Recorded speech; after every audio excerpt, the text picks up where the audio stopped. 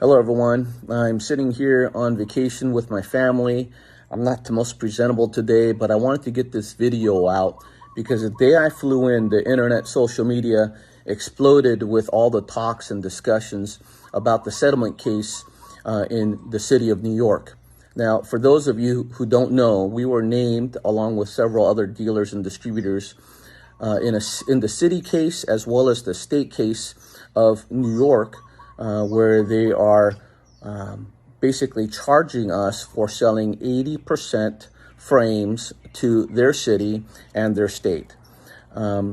As of February, I believe, February 21st, I believe was the date, or 22nd, something like that, the city and the state, I believe, passed the law where 80% frames were illegal to be purchased by their residents.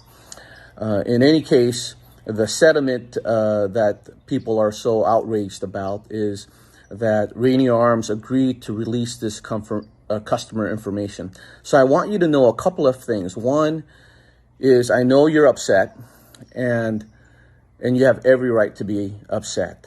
I just want to explain to you what was released, number one, and number two, why we released that information. Number one, what was released is customers who purchased 80% frames in the city of New York.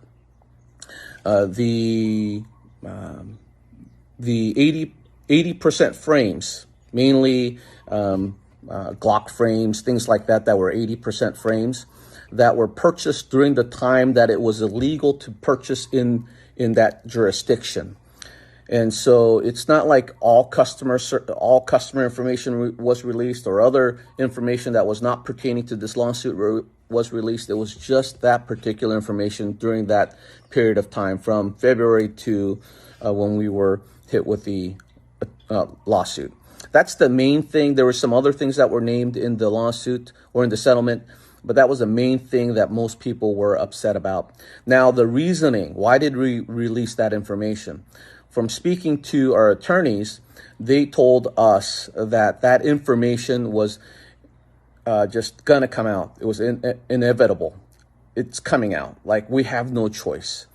It's going to be coming out through discovery, or it will come out through subpoena. It will come out through some legal form that once we start entering the court process, that information is coming out.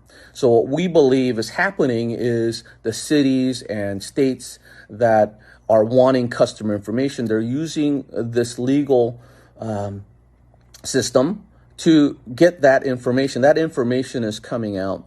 Now, you might be upset, John, but you weren't forced by the courts to release that information. And that's right. In hindsight, being 2020, maybe I should have spent another $60,000, $100,000 to defend it to that point. But we knew that we had a huge fight ahead of us. We knew this information was coming out anyway. We were upset about it just as much as you are, even, to a certain degree, even more. We feel like we're twisted, we're put in a position, and we ultimately believe that the firearms community is better off with us staying in business, not because we need all this profits or anything else, but those of you who follow us well, you know what we mean to the community. You know what we do with the profits of the community, how we help so many organizations and everything else.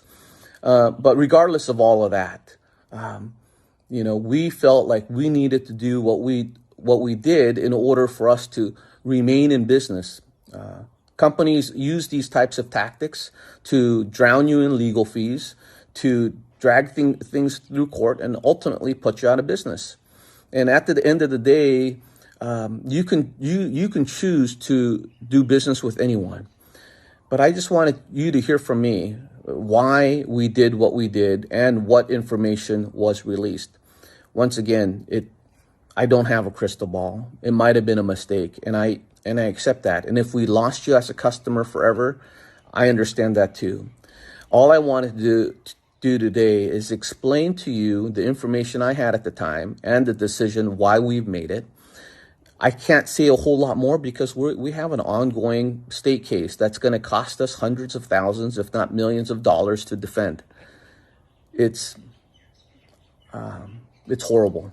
I want to use another adjective, but I don't want to use another adjective. I mean, it's horrible.